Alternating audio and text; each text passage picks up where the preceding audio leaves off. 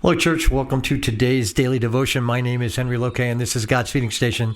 It is great to be with you again today as we continue in Letty Cowman, Streams in the Desert. Today comes from Job 12:9. The hand of the Lord hath wrought this. Several years ago, there was found in an African mine the most magnificent diamond in the world's history. It was presented to the King of England to blaze in his crown of state. The king sent it to Amsterdam to be cut. It was put into the hands of an expert lapidary. And what do you suppose he did with it?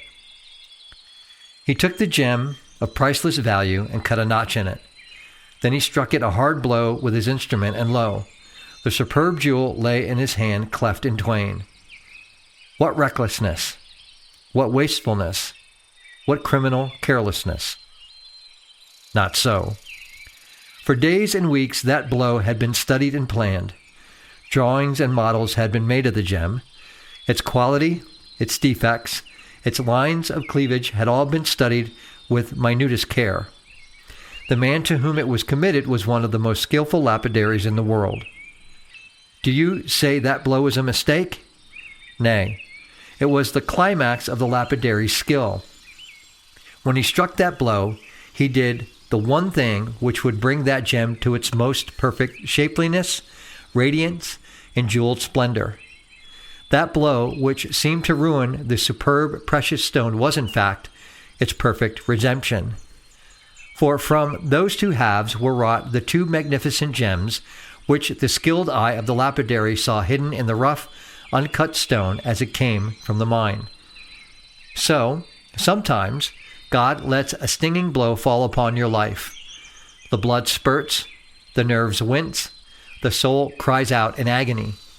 The blow seems to you an appalling mistake, but it is not, for you are the most precious jewel in the world to God, and He is the most skilled lapidary in the universe. Someday you are to blaze in the diadem of the King. As you lie in His hand now, He knows just how to deal with you. Not a blow will be permitted to fall upon your shrinking soul, but that the love of God permits it, and works out from its depths blessing and spiritual enrichment unseen and unthought of by you. In one of George MacDonald's books occurs this fragment of conversation. "I wonder why God made me," said Mrs. Faber bitterly. "I'm sure I don't know what was the use of making me." "Perhaps not much yet," said Dorothy. "But then He hasn't done with you yet. He is making you now, and you are quarreling with the process."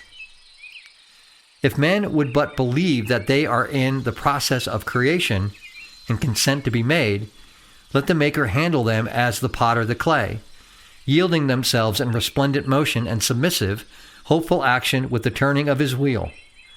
There would ere long find themselves able to welcome every pressure of that hand on them, even when it was felt in pain, and sometimes not only to believe, but to recognize the divine end in view, the bringing of a son unto glory.